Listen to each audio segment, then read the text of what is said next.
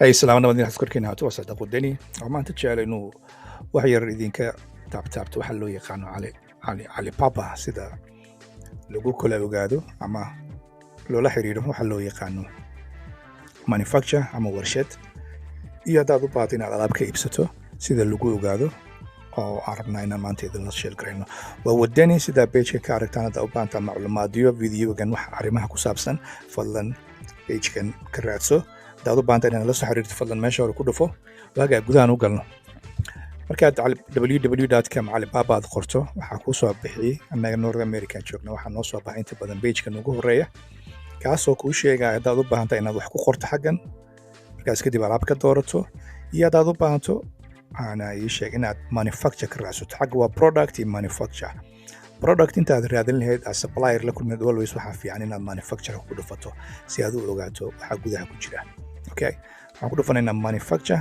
si aan u raadino alaabta annaga hadda aan rabno inaan wax ka ogaano waagaag inta badan waxa uu ku leeyahay top rankiga alaabaha top rankiga waa kuwan xagga ku qoran sidoo hadda asiga noo sheegayo top ranking waxyaabahan hadda u baahanta sample ayaad ka heli kartaa kategoriyadan dhinacan bidix ayay kaga qoran yihiin okay kategoriga rabto laakiin annaga xooggeena waxaan saaraynaa waxa top rankiga ah most popular best seller waxyaabaha oo ugu fiican oo la iibsado so waxaan leenahay hoosaan usii degaynaa weli waa sii eegaynaa saan u doorano mid alla midka aan rabno warshadaha magacooda xagga kaaga soo bixi saad u aragtaan 5 years bay ku jiraan iyo waxyaabo la halmaala hoosaad usii degaysaa yacni alaabahanna way iibiyaan warshadda waxyaabaha ku saabsan mobilada iyo waxyaabaha mobilada lagu furfuro ama lagu yacni technicianka dadka ay isticmaalaan waa hagaag hoosaan usii soconaynaa waxaan raadinaynaa waxna anfaca aan isleenahay way socdaan okay sawirka warshadda aad arkaysaa waxa meesha ka muuqda alaabahan tarmuusyada iyo waxyaabaha la halmaalo kan iibiya iyo alaabaha biyaha lagu cabaayo sidoo kale kana sidaas oo kale baaladan is very popular right now aad bay u socdaan tarmuuska alaabaha lagu shubanayo marka inta alaabta markay aragtad ninkan hadda tarmuus kaliya iibinaya alaabaha tarmuuska oo wax lagu shubto ayuu iibinaya magaciisa waxaa ku qoran Hanjon Yonji Gift Corporation wuxuu iibinaya waxyaabaha giftiga ah OEM haddaad u baahantaa waa kuu samayn hoosaan usoo degaynaa waxaan sii raadinaynaa Hanshi More Import asna waxa uu iibinaya alaabahan wax lagu cabcabo already waa aragnaa ninkan waxa uu iibinaya $52 $250 laakiin ninkan wuxuu leeyahay $75 to $195 sample one piece ka qaadanayso sawirkana meesha ayuu ku soo dejiyey waxaan aragnaa mid kale oo saacadaha iibinaya so this is how you know warshadaha yani manufacturada ama big suppliers kuwa loo yaqaano sidaad ku hesho hadda ninkan wuxuu leeyahay shantii South America watch company waa dad waxa alla wixii saacadaad u baahanta xaggaad ka helaysaa saacado waxaan raadinaynaa wax product aan isleenahay is very aaday muhiim u yihiin oo lasii iibin karo profit laga samayn karo okay ninkan wuxuu iibinayaa waxyaabaha Suji Fungin Piping Line waxyaabaha waxa uu iibinayaa frinjeerada maxaa la dhahaa koobabka waxa lagu shubtay waxyaabaha la hadmo soo noqonaya ninkan is very interesting saacad uma baahnin Surgeon Mo wax kaloo sii raadinaya so inta badan dahabka waa aragnaa price waa 089 081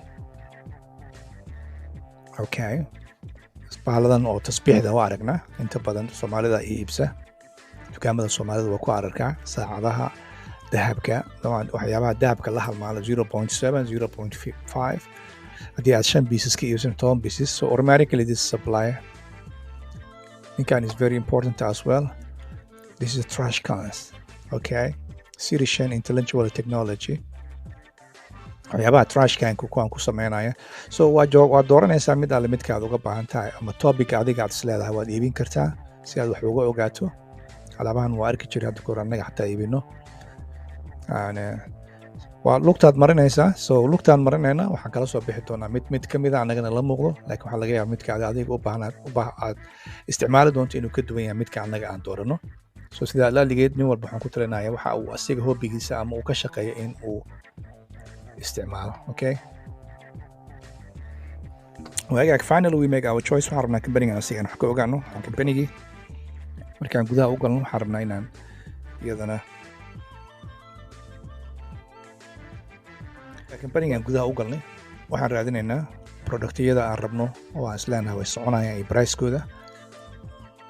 kuwan xogaa yar way dhaqaaqi 22 hard seal lid oo ku dhufanaynaa waa $2.75 ugu yaraan. waagaag 2 xabo ilaa 200 xabo waxaa lagu leeyahay $2.75, 200 ilaa 1000 waxaa lagu leeyahay $1.59. so pricekan waa la gorgortami kartaa, wax weyn ma aha. so alaabtan iyada ah hot sale, alaabtan highlight ku sameynaynaa. hot salekan ka tegaynaa, waxaan dooranaynaa led 16 ounce coffee thermal, mobile coffeega lagu shubto oo kuleelka ah. is very good, waa ku kululaynaa. so waxaan tegaynaa meesha loo yaqaano eBay, waa ku dhufanaynaa. alaabtii warmaarikii waa aragnaa, iyadoo dad badan ay iibiyaan waa aragnaa. okay, eBay aan ku dhufanay, waxaan aragnaa dad badan inay iibinayaan alaabtan ayagoo kale alaabtii isla nooceedii in la iibinayo $12.47 oo ninkan iibiyay $724 inuu iibiyey. ninka dadka ka hoosayna $12 alaabtan in la iibinayo marka lagu soo qaado oo looga soo qaado meesha loo yaqaano Alibaba oo iibkooda uu yahay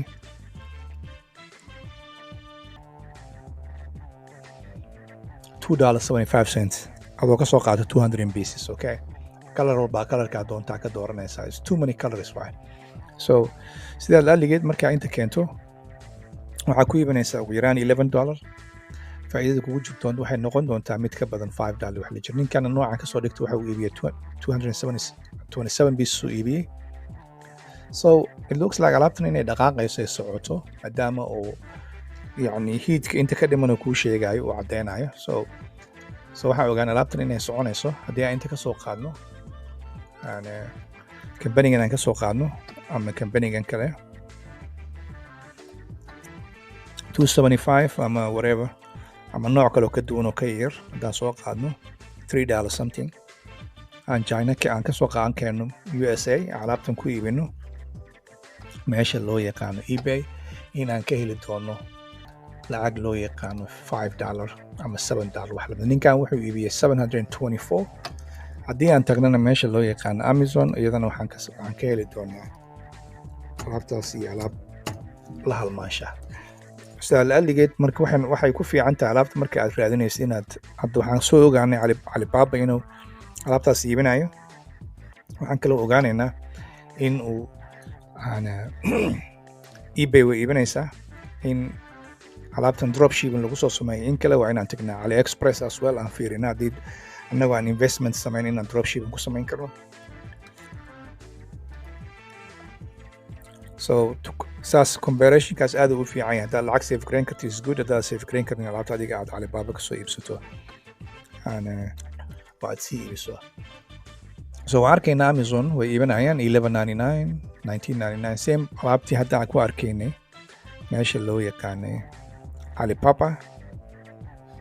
dadka intooda badan maysa iibin, alaabtan way cusub tahay. ninkan mid buu ka iibiyey waa arkaysaa.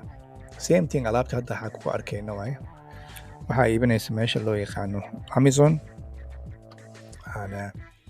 same thing waa alaabtu, hataa qaar nambaradooda ay sheegaan 28, ninkan 11 something. ninkan 3 pieces laga iibsaday, ninkan waxaa laga iibsaday 1 piece. so dad badan ay alaabtan iibinaya. ninkan 1 baa laga iibsaday. alaabtan way cusub tahay, everybody wuu soo qaadaya, wuxuu soo gelinaya Amazon. so this is how alaabtan eeg 99.98. ninkan wuxuu iibiyay 251. magacuu ku soo qoray whatever happiness.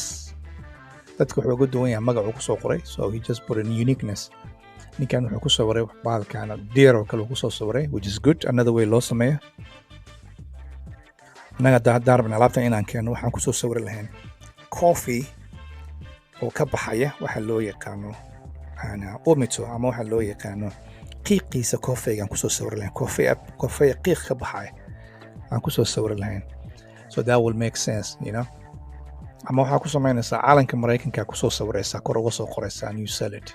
okay, so this is how you will know it, you know. and haddaad u baahan tahay and everybody is selling alaabtan. dad badan aa iibinaya pagekan ku jira, way cusub tahay alaabtan. is the new alaab waaye oo hadda soo baxday. ninkan 57 buu iibiyay $21.99 ayuu ninkan 57 pieces soo iibiyey.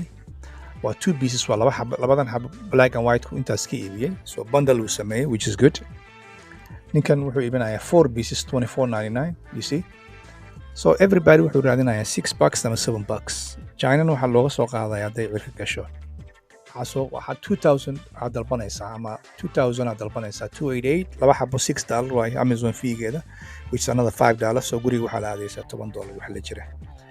waxaan tegaynaa AliExpress si aan ayadan wax uga ogaano. waxaan rabnaa inaan ayagana lacag ka sameyno. waxaan leenahay AliExpress alaabtii aan ka raadinaynaa.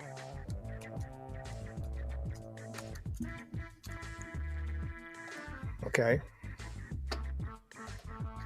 haddii aan dropshipping kasoo samayn karno Google baa tegaysaa AliExpress aad ku qoraysaa. From there markuu kuu soo baxo waxaa ku dhufanaysaa wixii loo yaqaanay titlekii aan soo qaadanay oo eBay ka soo qaadanay aan ku dhufanaynaa. waxaan ogaanaynaa inta qofooda dropshipping ku samaysa ama Shopify ama meesha loo yaqaano eBay ama iyo website-yada la halmaala. okay, that's only way aad ku ogaan kartaa marka aad rabto inaad product aad keento. Otherwise waxay noqonaysaa qof $2 raadinayo adna investment aad samaynaysaa qofna $2 uu raadin. $2 kaasuu sheegaan soo aan investment samayn adna investment $5,000 $6,000 aad samaysay waa soo qaada alaabta. waxaa laga yaabaa alaab aanu soconayn inay kugu noqoto hadhow wax yar la iibsado markaas kadibna aad wax badan iibin kari weydo. okay,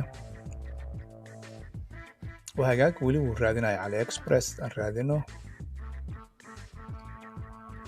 alaabtii iyada ah nooma soo bixin which looks like kuwa kale noo soo baxay. so alaabtan sideedaba waa tanaa bingo. okay, alaabta waa tanaa xaggan waxaa lagu iibinayaa $4.15. this is what it is. okay, $4.15 eBay naya $12.47. okay, so $4.15 markaa kusoo qaadid adoo aan lacag kaa bixin AliExpress $4.15 markaa kusoo qaado oo aad iibiso waxa loo yaqaano $4.15 aan kusoo qaado alaabtan waxaad iibisay eBay waxaad ku iibisay $12.47. okay, which drop shipping aad ku samayn karto. waxaan ku garan karnaa maantadan taariikhdu waa 6 ninkan waxa uu leeyahay 26 oo maanta within week gudahooda lagu keenayo.